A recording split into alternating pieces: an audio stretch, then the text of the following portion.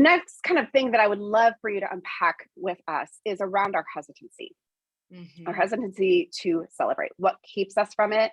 I kind of shared some of my own in that, but what keeps us from really going all in with celebration and joy? Yeah, in my countless conversations I've had about this, it seems like there's five main reasons that we're hesitant that seem to emerge most often. It's not an exhaustive list, but these come up over and over again. The first is one we've touched on, that joy is the most vulnerable feeling we feel. So, because we are so afraid of disappointment and devastation, we like to keep our expectations low, practice the worst case scenario. We're afraid to hold something that might break in our hands, and Hmm. so we settle for living half a life because we Hmm. just won't engage with it fully. Hmm. And joy is the most vulnerable feeling. So actually celebrating it and interacting with it Mm, is that much more vulnerable. it's good. Um, the second is that we have so limited our definition and experience of celebration Mm, to being a reaction to good news or a reward for an accomplishment. And so we think, well, I'm mm, perfectly willing to celebrate. I just don't have a reason to do so. mm, Instead, what's much more accurate and hopeful and helpful is to consider celebration not simply a reward or a reaction, but a rhythm that helps mm, mhm, cultivate joy in our mhm. lives. So I was super annoyed when I first started to understand celebration as a discipline because I thought, oh my gosh, like can't this just be the one thing that's fun and easy? And then I realized how disempowering it was because my joy was always sitting on the other side of a goal achieved, a dream Ooh, realized, or some sort of change in circumstance.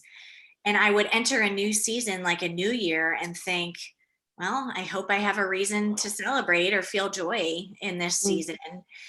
Instead of saying, no, this is available to me now. These are muscles that I can work out now mhm, and practice with now so that I can experience more joy in the life I'm already living.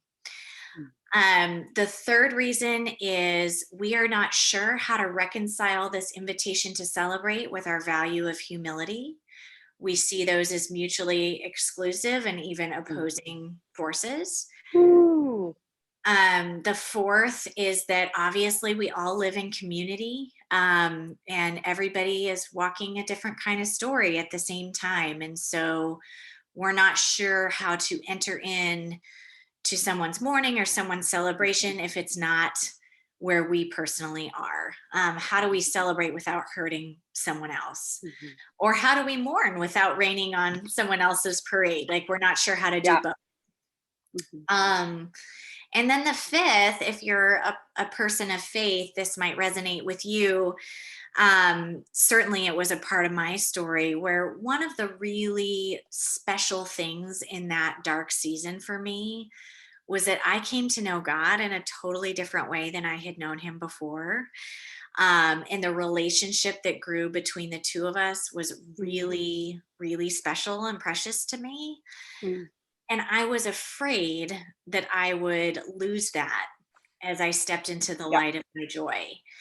And I was sad, having grown up in the church my whole life, that I actually didn't have a context for what it looked like to engage with God deeply in the light of my Yeah. joy. Yeah. Um, I just didn't know what it looked like to do that. And so I was worried that it would go away. And that kind of kept me hugging the shadows a bit of my story. Um, so those are the five main reasons that seem to pop up most often.